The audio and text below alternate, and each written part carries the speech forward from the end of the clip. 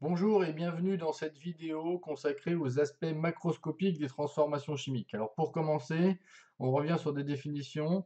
La définition d'une transformation chimique. Alors une transformation chimique, c'est la transformation d'espèces qu'on appelle réactifs en d'autres espèces chimiques appelées produits. Alors évidemment, pour passer de ces réactifs à ces produits, eh bien, la transformation se fait forcément avec rupture de liaison, du une ou plusieurs, et formation de nouvelles liaisons. On peut trouver deux manières de classer les transformations chimiques à connaître donc. La première, elle consiste à regarder la modification de la molécule principale. Alors, on appelle molécule principale celle qui est utilisée pour obtenir le produit recherché. Alors cette modification, elle peut être de chaîne ou de groupe, hein, on va voir après.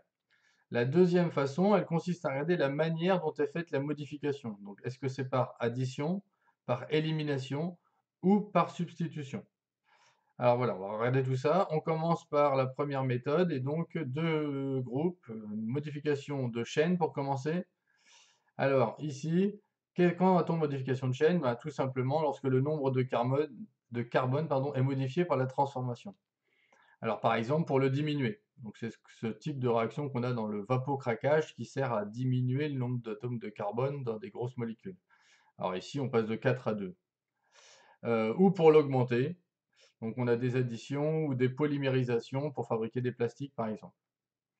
Deuxième type de transformation, celle pour lesquelles il y a modification de groupe.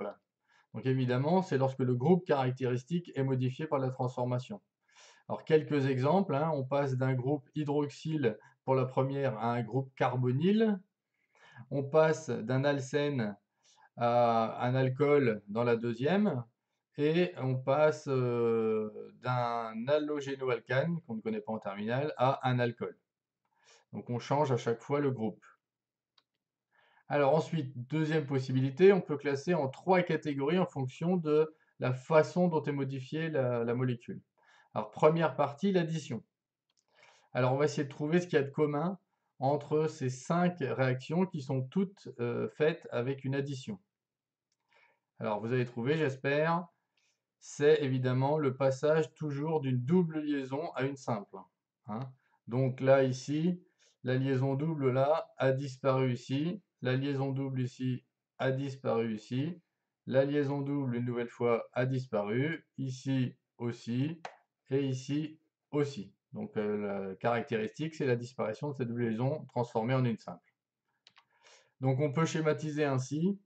Alors attention, à partir de ce schéma, à ne pas conclure qu'une addition, c'est deux molécules au départ et une seule à l'arrivée. Attention surtout parce que ça dépend de l'écriture de la réaction. Si vous regardez les précédentes, vous verrez que ça n'apparaît pas toujours de cette façon-là.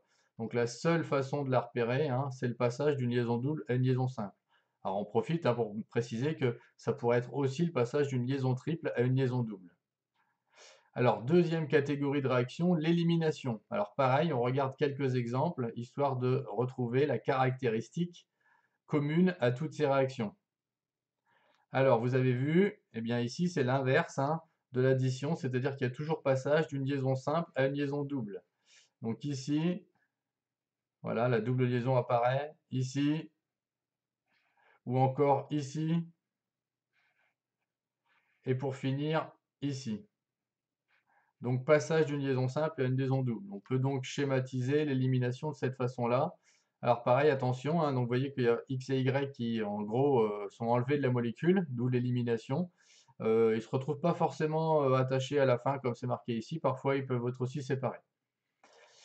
Troisième catégorie, la substitution. Alors pareil, encore une fois, des exemples et on essaie de voir quelle est la caractéristique commune à ces quatre réactions. Alors, j'espère que vous avez trouvé. C'est évidemment le remplacement d'un groupe par un autre. Alors ici, il y a des groupes qui sont simples, hein, qui sont des atomes. Par exemple, ici, l'atome de chlore est remplacé par un atome d'hydrogène, qu'on ne voit plus évidemment sous la forme topologique. Pareil, hein, ici, l'atome d'hydrogène qui est attaché ici, que l'on ne voit pas, est remplacé par un groupe ici NO2 qu'on appelle le groupe nitro, mais qui n'est pas au programme.